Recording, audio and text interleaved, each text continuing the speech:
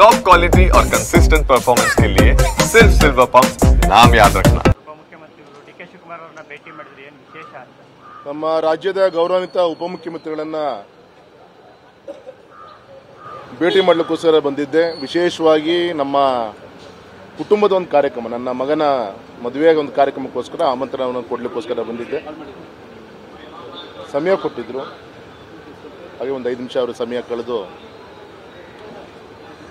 ಬೇರೆ ನಮ್ಮ ಕ್ಷೇತ್ರದ ಬೇರೆ ಅಭಿವೃದ್ಧಿ ವಿಚಾರನೂ ಕೂಡ ಮಾತಾಡುವಂಥ ಕೆಲಸ ಆಗಿತ್ತು. ಬರ್ತೀನಿ ಅಂತ ಹೇಳಿದ್ದಾರೆ. ನಾವು ಆ ಥರ ವೈಯಕ್ತಿಕ ಕಾರ್ಯಕ್ರಮ ಬಿಟ್ಟರೆ ಬೇರೆ ಇನ್ಯಾವುದೂ ಏನಿಲ್ಲ. ಆಮಂತ್ರಣ ಕೊಟ್ಟು ಬಂದಿದ್ದೀನಿ ಅಷ್ಟೇ.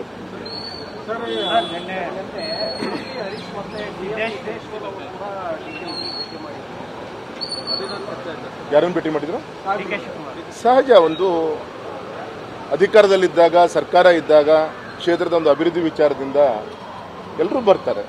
ಸರ್ಕಾರ, ನಮ್ಮ ಕರ್ನಾಟಕ ರಾಜ್ಯ ಸರ್ಕಾರ ಕ್ಷೇತ್ರದ ಸರ್ವಾಂಗೀಣ ಅಭಿವೃದ್ಧಿ ವಿಚಾರದಲ್ಲಿ ಚುನಾಯಿತ ಪ್ರತಿನಿಧಿಗಳು ಬರೋದು ಹೋಗೋದು ಸಹಜ. ಅದು ಬಿಟ್ಟರೆ ಬೇರೆ ಯಾವುದಕ್ಕೇನು ಅರ್ಥ ಕಲ್ಪಿಸುವಂಥ ಅವಶ್ಯಕತೆ ಇಲ್ಲ. ನಾನು ಕೂಡ ನನ್ನ ಮಗನ ಮದುವೆ, ಹಾಗಾಗಿ ವಿನಂತಿ ಅವ್ರಿಗೆ ಆಮಂತ್ರಣಕ್ಕೋಸ್ಕರ ಬರ್ತೀನಿ.